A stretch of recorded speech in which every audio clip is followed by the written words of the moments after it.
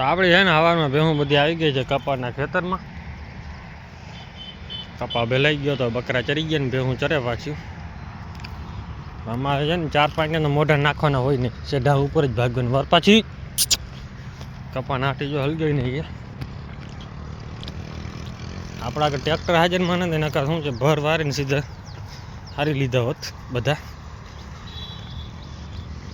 કપા ઢગલો પડ્યો છે એમને એમ છે પણ બધું શું કરે બગડી ગયું. અત્યારે બે હું બધી ભાગદોડ જ કરશે આમાં ઘડીક વાર ચરશે કેમ કે આજે આખો દી આમ જ ગાડ્યું છે. આ ધોરે ફૂલી કોંગ્રેસી બહુ થઈ પડ્યું ને એટલે માલ ને ભાવ તો છે નહીં. બધા છૂટા છવાયા ભાગદોડ જ કરવાની. અત્યારે ભીલી લઈ આવ્યા પણ ભીલી હમણાં ભાગવાનું કરે જો અમે ઊભી ભીલી. મિત્રો આપણે છે ને સાપની કાંજરી જડી છે જે આપણે કહે ને ઉપરનો ખોલ હોય એ તો કટકાના ભાગમાં જડી છે. હા તમે આને અડી હગો. હવે આને શું કરવાનું તમારે ગમે ત્યાં ખાડો ખોદીને દાટી દેવાની, ખુલ્લી ના નાખવાની. એ તમારા માલને અમુક ટાણે ગેસ ને આફરો બહુ ચડી જતું હોય ને શેરે બહુ તો એનું કારણ આવું હોય. કેમ કે આ ખાડમાં પડી હોય અને હાવ આપણે કહીએ ને તો ખડ જેવી જ થાય, જ્યાં ખેંચો એટલે આખું તૂટી જાય. તો મહેરબાની કરીને ગમે એ તમને આ સાપની કાંજરી જડે ને એટલે ખાડો ખોદીને દાટી દેવાની ગમે ત્યાં હોય. ભલે જરા કે ખાડો ખરે ને અથવા પાણકો મોટો નાખી દો માથે તોય હાલે. પણ એનો ફાયદો શું છે કે માલ ખાવો ન જોઈએ. માલ ખાઈ જાય એટલે આનું ઝેર ચડે એટલે બીજી રીતનું અને તમને અડવાથી કાંઈ ન થાય. કેમ કે આપણે ખુદ અડીએ છીએ જોયું. આ રે આપણે જો અહીંયા ખાડો બનાવ્યો તો નાખી દઉં ખાડામાં બધી લાકડી ધક્કો દે નરખી નાખી દઉં. આટલી છે કટકા કટકા નીકળ્યા એ બધી દાટી પછી જો આ પાણકો મોટો નાખી દઉં. પાડા નાખી દેવાય ને પાડો કે મારે દાટી દો એટલે આપણે લાકડી થોડુંક અંદર મારી દે ધક્કો. કેમ કે અહીંયા છે ને દર છે જ પહેલાંથી જ દર છે એટલે થોડુંક દાટી નાખશું. બાકી ભેહું બધી જો છૂટી છવાઈ રાખડે. ભેહું છે ને પાણી પી લીધું ને એટલે જો હવે ટાઈટ ઉડી ગઈ બધી, ટાઈટ ચડી પાછી એટલે બધી દોડવાનું કામ ચાલુ કર્યું. બધી ભાગી એવી અડધી અંદર છે. ગાયો બધી ગેંગ આપણી આખી અહીંયા છે બધી 6 ગાયો ભેગી. ભેહું હજી બે અડધી બેઠી પાણીમાં, અડધી નીકળી ગઈ. કેમ કે પાણી પીવડાવ લઈ આવવી પડે અત્યારે 10 વાગ્યા જોઈ પાણી બધી. હલા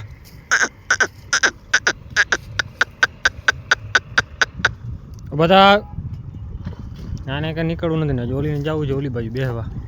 કેમ કે એને ગરમી બહુ થાય છે. તો અત્યારે છે ને આપણે બધી ભેહું ઝાંકીને જ રાખી છે ને આપણે ભીલી આજ ઝાંકી ગઈ. નકર આજ રેમ હતી નહીં ઘરે, ભાગી જતી હતી કાંઈ નહીં. પણ અત્યારે જો છે આરામથી જરા. કાલે સાંજે ભેહુંમાં લીધી પણ કાલે સાંજે ભાગી આવી હતી પાછી. ફૂલજર નદી પાસે પહોંચ્યા ને આપણે જ્યાં આગળ થયા એટલે વાહન નીકળી ગઈ ઘરે. આજે ભેગી લઈ લીધી. પછી શું કરે ખબર, ઘરે ડૂચો નાખવા ના દીધો. એક ટક ભૂખી રહે ને મેં કીધું ભલે ભૂખી રહી. ભૂખી રહે એટલે પછી અત્યારે ચરવા માંડી આરામથી ખાય. જ્યાં કરે ભાગવાનો વળી ઘર બાજુ દેખે એટલે વળી. બાકીને બધી જવામાં ખૂણા ખાચ કે બધી ચડી આવી. હવે રોડવાળી સાઈડ ચડાવવાની છે વિચાર. આ છે ને કપાનું ખેતર છે, કોઈ માને કપા કેમ ઊભો છે જોઈ લ્યો. મારે હાઈટ કરતાં પણ કપા ઊંચો છે જે આગળ તો એનાથી વધારે દેખાય છે. પણ વરસાદે આ વખતે દીદીને બગાડી નાખ્યો. કપાનું રૂ છે ને હા ઓલું કરતી હતું કેમ કે ગાડીમાં નીકળે જ નહીં. વિચારો જે આટલો કપા હાઈટવાળો થયો છે એટલી કેરી લાગી છે. વિચાર કરજો પછી આમાં કપા કેટલો થાત. કેમ કે આખું ખેતર ભરેલું હતું. એ ખેતર ને આ ખેતર બે હતા. વરસાદે દીધું બધું બગાડી નાખી દીધું. લઈ રહ્યા હટ હટ. અત્યારે આમાં ગાયું બાંધી ગાય અને 2 બળદ ચેરા રાખે આખો દી. હટો હવે આપણે બેહું છે ને ઘરે હાંકવાનો ટાઈમ થઈ ગયો. લઈ મોટા લાવો. હા ચરી લીધું એટલે હવે વાત ઘરે. આપણે ખાલી ને બેહું એક જ હાંકલ નાખી હાલો ઘરે હાલો. તો બધી ભેહું પટો પકડી લીધું. હવે 2-4 છે ને સામે રહી ગઈ છે એટલે બધી હમણાં હાલી નીકળશે. હાલો આકલ પડે તો લઈને ખબર પડી ગઈ ભેહું હાલતી થઈ ગઈ ઘરે. આને આપણે જવું છે કપ્પામાં ખાવા. હાલ ભાગો. ઓલી જો આપણી બધી આપણે ખાણ દઈ દીધું તને અને ખાણ દઈ દઈને તો મૂકે નહીં પીછો આપણો એટલે ખોળ તો જોઈએ જ.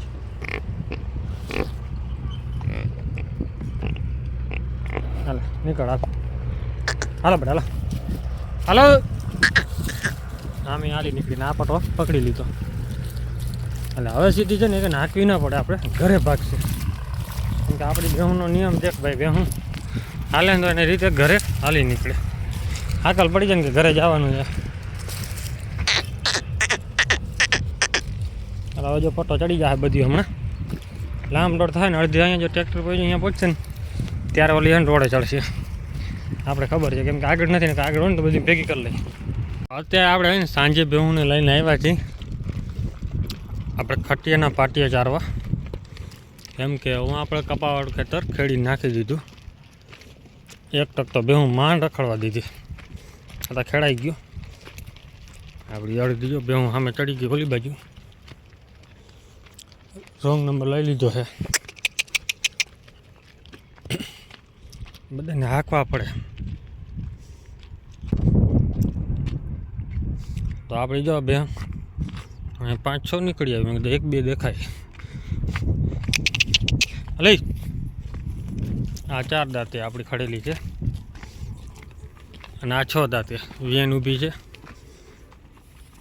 એમ કે આ 4 થી 4.5 5 વર્ષની છે. 5 વર્ષની થઈ ગઈ બે અને આ 4 વર્ષની બટકુડી આપણી ફરતી નથી તને કેમ કે 4 દાંત કરી ગઈ છે.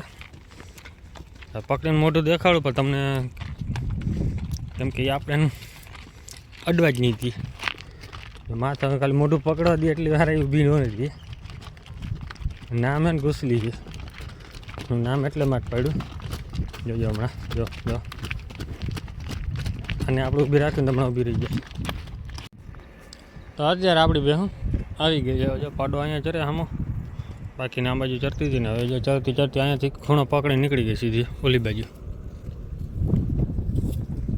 અત્યારે જો બેહું એમાં ચરવું હોય એ ચરશે.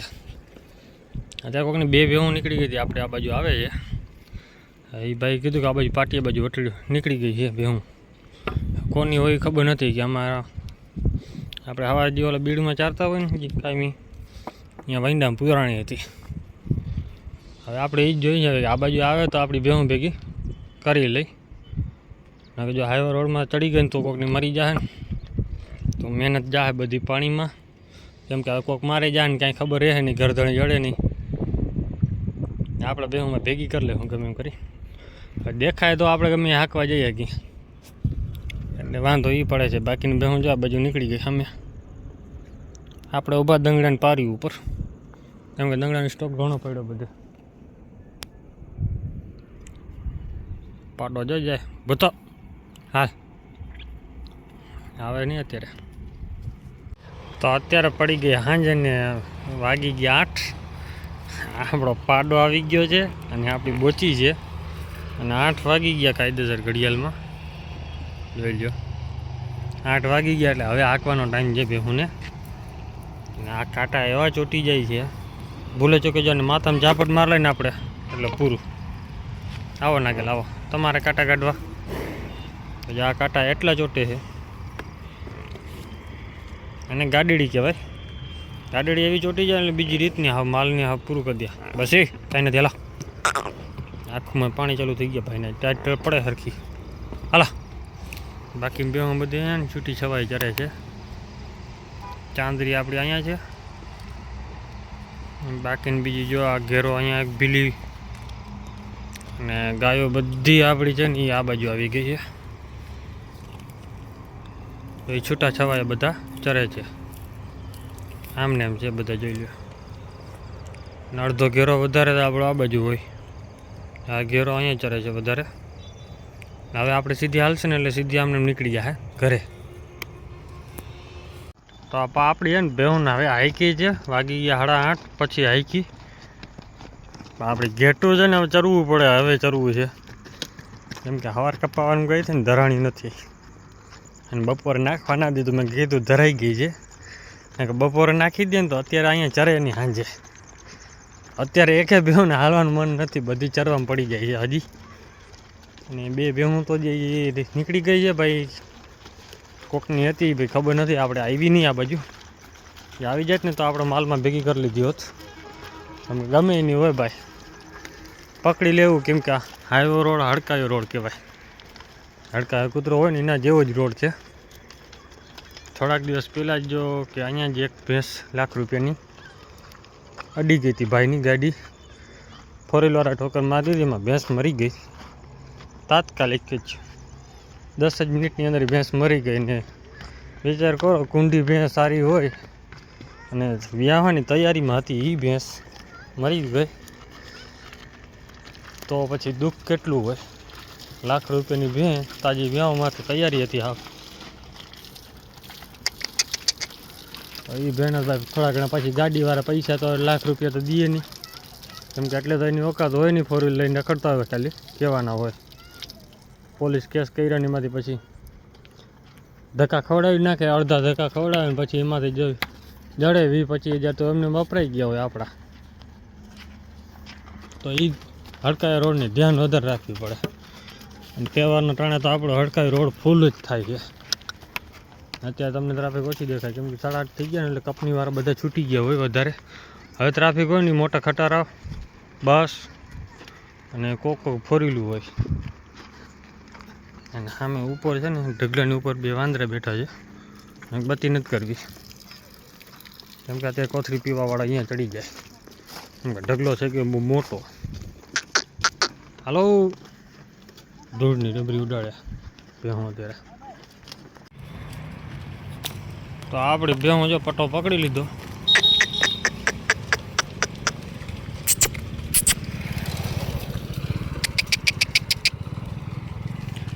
રાસ્તામાં ના થઈ ગઈ છે આગળ પાછળ ભેહું બધી. બધી શું છે, આજે અડધો ખાડો અડધું પાછળ રહી ગયું છે. અને આ મોર ભાગવા માંડી છે. હવે ગાયો હજી જો છે ગોલામાં પહોંચી ગઈ. રાજ્યો આગળ ઉડાઉડ છે અત્યારે. તો હવે આપણી ભેહું ઘરે પહોંચી ગઈ અડધી છે ને ચારવામાં પડી છે. વિડીયો કેવો લાગ્યો છે કોમેન્ટ કરી નાખજો. જય માતાજી, જય શ્રી રામ.